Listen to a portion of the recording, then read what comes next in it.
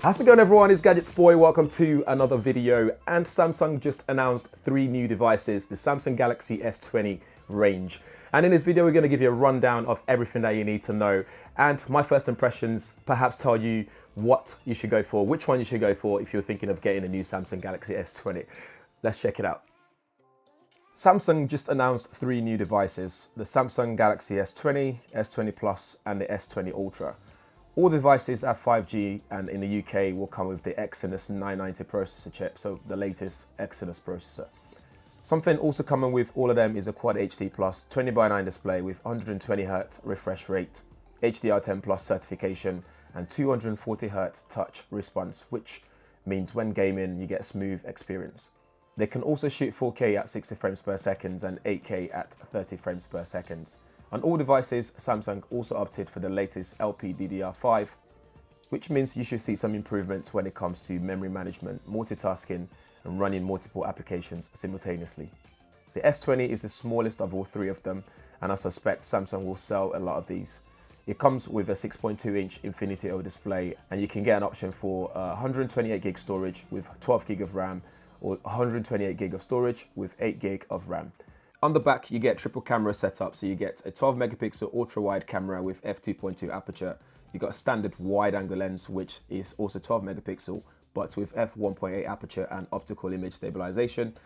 And you have a 64MP telephoto lens at f2.2 with OIS as well. That zoom lens on the S20 can do 30 times hybrid zoom. On the front, you get 10MP lens with f2.2 aperture, and the S20 has a 4000 mAh battery, which should last you all day. The S20 Plus comes with a slightly bigger 6.7-inch Quad HD Plus Infinity O display, and only available with 128GB of storage and 12GB of RAM configuration, which again you can expand if you need to. On the camera, you have a 12MP f2.2 ultra wide angle camera. You got 12MP f1.8 wide angle with OIS, and a 64MP telephoto lens with f2.0 and OIS, and a depth vision sensor as well. On the front is a 10MP shooter with f2.2 aperture. Like the Ultra, you have a space zoom, which basically means you get hybrid optic zoom up to 3 times, and a super res zoom, which is up to 30 times as well. For battery, you get a 4500 mAh all-day battery, which should last you again more than all day if you really use it on a normal average usage. On to the biggest one, which is the main one.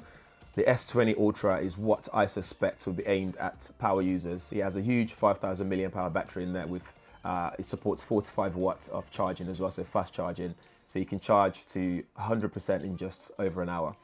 You have 6.9-inch Quad HD Plus display, Infinity O of course, and all of them are dynamic AMOLED display as well. This is available in 128GB with 12GB of RAM configuration, or a 512GB storage with 16GB RAM configuration, which is huge. And you can still expand the storage here as well, again with up to 1TB micro SD card. It's IP68 water and dust resistant, all of them are, by the way.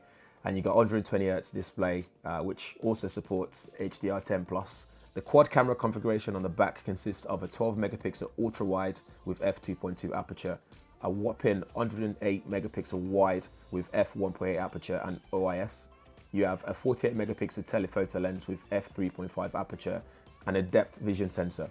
Just like the S20 Plus, you also get space zoom, which is a hybrid optic zoom up to 10 times on this one, and a super res zoom at 100 times. It's ridiculous. On the front is a 40MP f2.2 and a 10MP sensor, so you get that ultra wide angle front facing selfie shots if you want to get more people in, which is also useful for Google Duo if you're doing video calling. The Ultra can also shoot 8K video, but what's amazing is that you can go back into that 8K video and grab a 33MP still from it, so not a screenshot in this scenario. So basically you're getting a high resolution stills from your video. From all the hardware and software upgrades, night mode should be better compared to the S10, and you'll even be able to shoot night hyperlapse videos, which looks amazing. What's also awesome is you now have pro mode in video, so you can adjust aperture, shutter speed, ISO, and even change things like highlights, temperature, and more. Back to that new single take mode, which is actually quite interesting. You'll be able to use all those camera lenses to capture a bunch of content at the same time, of which you can then get creative with, depending on what you want to do. This helps you to capture more content without having to worry about what you want to achieve in the moment. You can also capture a super high-res 108 megapixel images, and this is achieved using the nona binding or remosaic, meaning it captures 9 12 megapixel shots and binds them together to make a larger file at hardware level.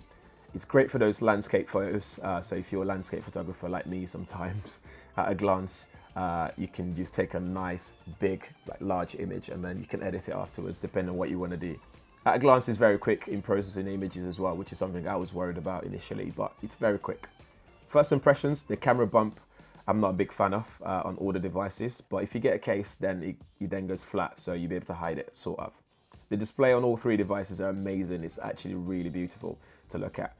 8K video capture with the ability to grab a 33 megapixel still on the Ultra is amazing, though that's more of a pro user feature, I would assume.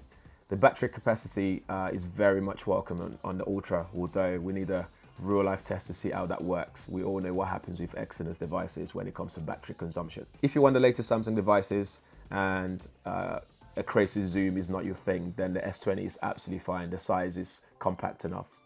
If you want the best of both worlds, then you get the Plus, and if you want a pro user feature like me, then you go for the Ultra. And I actually really like that all of them are 5G ready. So that's it for the Samsung Galaxy S20 series for this year. Guys, let me know what you think in the comments below. If you have any questions, feel free to ask as well. And I'm always on Twitter at GadgetsBoy if you need to ask me any questions as well. In the meantime, if this is your first time on this channel, make sure you hit that subscribe button and the bell notification as well, so you'll be one of the first people to know every time there's a video on this channel. Thanks for watching. See you in the next one.